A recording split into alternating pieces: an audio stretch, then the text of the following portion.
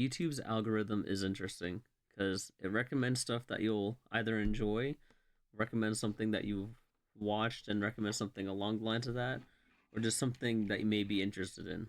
I don't know why it recommended this, but this guy is 40, he wasted his life, and he's wanting you to not make the I'm same mistake. 40 and I wasted my life.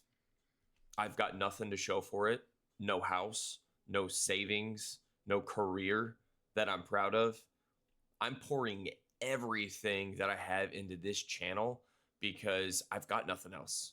And if you're in your 20s or even your early 30s and you think you've got time, I'm telling you right now, you don't. I can see why it recommended it to me I wish already. I had someone in my life when I was younger, someone who actually cared enough about me and was smart enough to show me how life really worked, how women really operated, and what I actually needed to focus on. I didn't have that. I was getting all of my ideas about love and success and women from movies and idiots my own age who didn't know anything at all. So there was no sense of urgency, no perspective, just vibes and dumb plans and this fantasy that everything would somehow work itself out. And it didn't. In my 20s, I thought I was, super deep and cool and because I had tattoos and I knew some obscure bands and you know played drums and I thought being different was a personality. I wasn't building anything real. I was I was just chasing sex and novelty, hooking up with women because I was addicted to the high, not the connection, just the rush. I spent more time crushing on church girls who didn't like me and hanging out at coffee shops and smoking cigarettes, uh, drinking lattes, and going to hardcore shows. I did more of that than I did doing anything that would help me long term. I mean, at 23, I was playing ding dong ditch with my friends,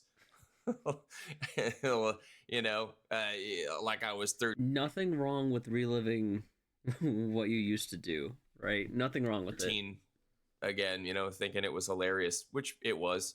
But fun times. But I wasted so many hours just trying to get validation from people who didn't care if I lived or died.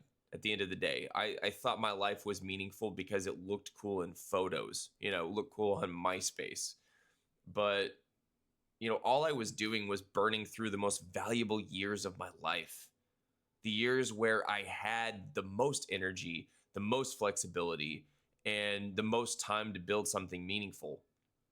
Nobody told me I was wasting it. Nobody. And when the world sees you drifting, it doesn't intervene.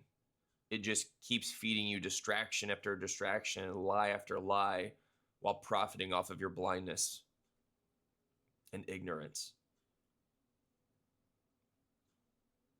And then fast forward into my late 20s, um, you know, then I got into a relationship that wrecked my life.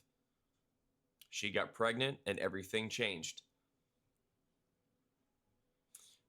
And I love my son. I would never undo that. But that relationship, it was a disaster. I did not know how to choose wisely at all. I confused chaos and passion and intensity with love because no one ever taught me the difference. I thought it was normal for things to be dramatic and unpredictable. I thought that meant we were meant to be or something. I don't know. But instead, I don't know what was going on, but instead, I ended up in family court fighting for time with my own son, treated like an intruder and a criminal for wanting to be a father. And then in my 30s, you know, I mean, my 30s weren't the best years of my life. You hear that a lot. Your 30s will be the best years of your life, 30s and 40s. It's weird how they say, your teen years are probably the best years of your life, and then they say, oh, your 20s are the best years of your life. and your 30s are supposed to be the best years of your life, but if every single after each decade is supposed to be the best years of your life. So after your young years of between ages as soon as you're born to 10, then from 11 to 20, then from 21 to and so on. When when is it actually true that you, it's the best years of your life? 30s were a nightmare. I was broke, I was depressed, I was isolated, missing my son constantly, and dealing with games and lies and schemes my ex would pull to destroy the bond between me and my son. I wasn't just dealing with grief, I was dealing with a system that didn't care if I disappeared. And yeah, a few times I, in the midst of all that, tried to date again. I finally started to see what I'd been blind to in my 20s.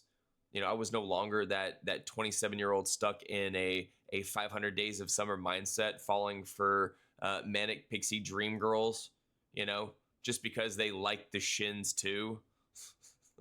Now I saw the red flags clearly. Girls with baby rabies, daddy issues, manipulation, all of it. I could spot it instantly. I was like a bloodhound for that kind of thing. It's easy to detect now. That's the part that stings the most. now, now I'm 40. I hate my job. But it's not just that. I'm disillusioned by the world. Once you see how everything really works, how broken it all is, you cannot unsee it. Everything feels fake. The economy is a scam. Inflation is gutting families. People are more isolated than ever before. And he is speaking pure facts right now. Pure facts, without a doubt. No one's honest. No one's fulfilled. And there's a deep apathy baked into everything now. That's why I'm here. This isn't a content hobby for me. This is me refusing to stay silent. This is me using what I have left to build something real because the clock is ticking. And also, you know, if I die before I can tell my son any of this, before he can know, I mean, he's almost 11, but I want my son to know that his dad didn't just give up, that I fought very hard and went through a lot, and that I bled in silence, that I fought to stay in his life tooth and nail. I fought to become something that he could be proud of, and I fought against a system that was way bigger than myself, that tried to break me. And so this channel, Dad Mode and Dark Mode, is part of that fight. It's my record. It's my time capsule, my legacy. It's my proof that I didn't just drift off into silence and was just passive. And I hope one day when he's ready, he'll understand all of this. And so, if you're in your 20s right now and you're listening to this, stop thinking you've got unlimited time. Stop doing it. You don't have unlimited time.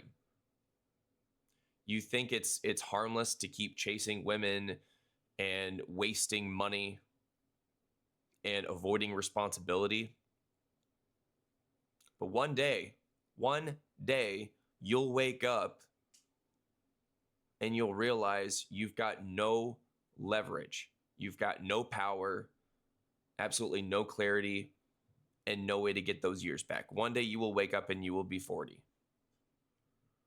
You will be stuck working a job that you hate with nothing to show for it except memories that don't even matter, that you constantly think about, and it leaves you with no air in your lungs.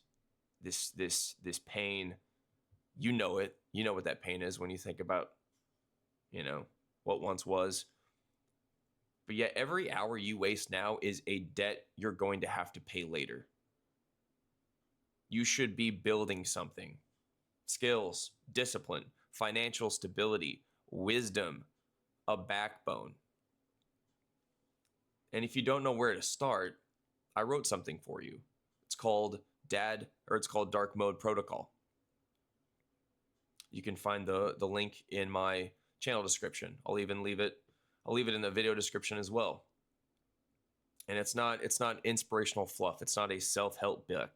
It's a survival guide for men who are sick of being lied to and want to start thinking clearly and acting with purpose. I'll go ahead and also whatever it is, I'll leave the link on the screen too to go read it. And subscribe if you haven't already and you're building something, and comment if this hits hard for you. Let me know your story, where you're at. More importantly, send this to a man who's drifting through life and still thinks it's fine, because it's not fine. You don't get a second life. You don't get a redo. You get one. So don't waste it. I mean, there's not a single thing that he said in there that wasn't true. I don't know. Maybe I gotta gather my thoughts before I comment, because it's one of those things where you comment too early, and it's not supposed to, like, what you say is not how you meant it. So maybe I just gotta revisit this in a few days and see. Like I said, there was not a single thing he didn't say in there that isn't true. It was definitely